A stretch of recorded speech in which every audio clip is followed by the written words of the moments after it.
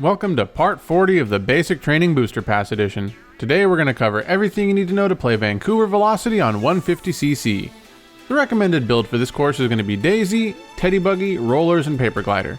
Learning this track is honestly a gigantic nightmare, so we're going to break things down in terms of my usual categorization of level 1 strats, strats for my personal best, and world record strats. And by the way, for level 1 strats, switch to Luigi since the speed here is going to be more important than the increased mini turbo of Daisy.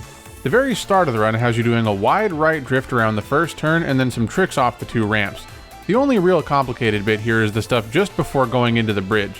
After you land, you want to do a right hop into a wide left drift to grab the coin on the left, with the right hop being necessary to fix your alignment when going up the hill.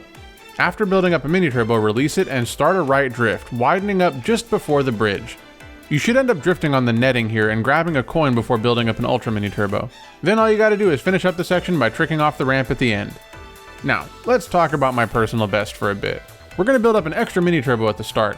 I also do a Kusan slide after tricking off the first ramp by landing in a drift and then pressing the jump button again as soon as the trick boost runs out.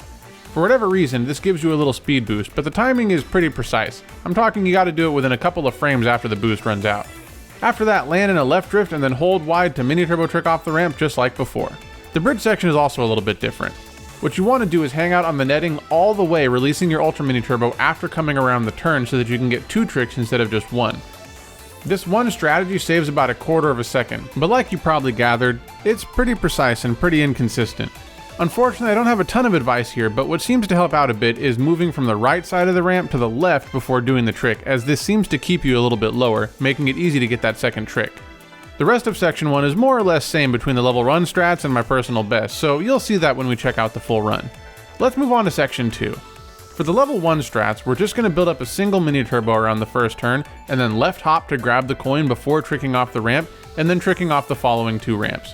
For my PB strats, we again build up an additional mini turbo at the start of the section, and then things get pretty obnoxious. We're going to skip the coin on the right here because we want to take a tight line when going onto the wooden platform. So just do the left hop in between the 2 coins and then snake drift by alternating left and right drifts. Also, say hello to that little pole on the left, which has killed way more runs than I'd care to admit. For the last left drift, we're going to mini turbo trick off the ramp, land in a right drift for alignment, and then trick off the final ramp, provided that it actually feels like cooperating with you and not just eating your trick inputs for no reason. There's really only minor differences between my run and the level 1 strats from here on out, so we're going to say bye to Luigi for now. After building up the ultra mini turbo, we're going to wait for a bit and then do a counter hop left drift into another counter hop left drift before taking this crazy shortcut on the left. It's not super difficult, but one of the things you want to make sure of is that when you go off the grassy ramp, that you're angled towards the left side of the glider ramp so that your line is tight. But it can't be too tight because otherwise you'll run into this bus stop on the left. Care to guess how many times that's happened to me? And now, the ice rink. On section 2, we're going to just mini turbo trick off the ramp and land in a right drift to get a mini turbo, which you can ignore if you're doing the level 1 strats. After that, left hop into left drift when going up the stairs and hold a hard left while in midair so that you can charge an ultra mini turbo by the time you land. Moving on to section 3, we're going to do a metric ton of snake drifting before going into the tunnel. Now this next set of turns is pretty straightforward once you have your approach mapped out, but it took hours upon hours of failed attempts to finally come up with a halfway decent strategy here, making this little section of track the bane of my existence. What you want to do is build up 2 super mini turbos around the left turn, and then a single super mini turbo around the right turn. We're coming up on the ice rink again, and to go into it without running into the wall on your left, do a left hop while using the rightmost coin as a visual cue. Now instead of going left, we're going to go right here because we're going on a different staircase to get out of the ice rink this time. And here is probably the most obnoxious 5 seconds of the entire run. We're going to right drift and then left drift, praying to every god you believe in, and probably some that you don't, that this shy guy will cooperate and not skate right into you. And then we're going to mini turbo trick off the stairs. I'll save the rant for the full run, but you all know how much I hate stairs in this game, and they're just as finicky here as they are anywhere else. Now at this point you may have noticed that we're at the end of the run, and I haven't mentioned the world record yet. Let's take a look. If my personal best is just basically level 1 strats with more mini turbos, the world record cranks this nonsense up to 11, with strats that are so complicated and so precise that my hand hurts just watching it. I've got links to both the level 1 run and the world record in the description of this video, so feel free to check them out after finishing this one.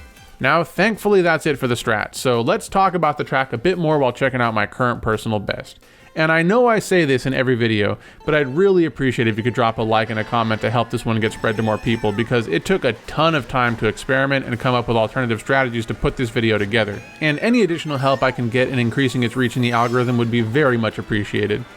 Now, Vancouver Velocity. Don't let the earlier tone of the video give you the wrong idea. I actually do think that once you have a strategy hammered out for this track, it's quite a bit of fun to time trial. But full disclosure, this was a very frustrating video to put together. I know I just said a few videos ago that Squeaky Clean Sprint was one of the hardest tracks in the game to time trial, but this one definitely ranks up there. The difference between it and Squeaky Clean Sprint is that for most of Squeaky Clean Sprint, it's not super difficult to figure out what you need to be doing at any given moment, at least aside from the sponge and fan sections. With Vancouver Velocity, going fast requires very specific strategies for pretty much every single second of the run, and most of these are not at all obvious. This seems like it'd be an issue on every track you're trying to time trial, right? But the problem is here that Vancouver Velocity is a sectional track, which means that in order to even get the chance to experiment with sections 2 and 3, you first need to make it through section 1, which is one of the more inconsistent bits of track in the game. So what ended up happening is that every time I'd make even just a little bit of progress, I'd figuratively and literally run into a wall, and need to reset to experiment with a new strategy on one of the later parts of the track, only to realize that each of these little experiments was going to cost me a mountain of pain due to not being able to make it out of section 1 reasonably fast. This made Vancouver Velocity a really exhausting track to try and learn, and I'm not saying this just to whine about the track, because like I said before, once you have the approach down, the track really is quite a bit of fun to time trial. The point is more that if you compare the level 1 strats to my personal best, you really only lose a couple of seconds, which will still result in a pretty solid time, all things considered. So if you're just trying to learn how to run the track online, the level 1 strats should be all you really need. However, if you're trying to take the track at all seriously, you're definitely going to be in for a grind.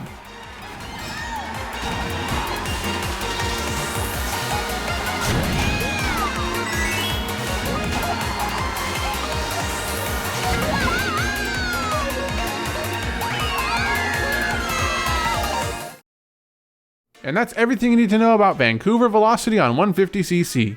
After this, we are on to the final wave of the booster course pass, so I hope you're all looking forward to it. Thank you all very much for taking the time out of your day to do some basic training, and as always, I will see you in the next video.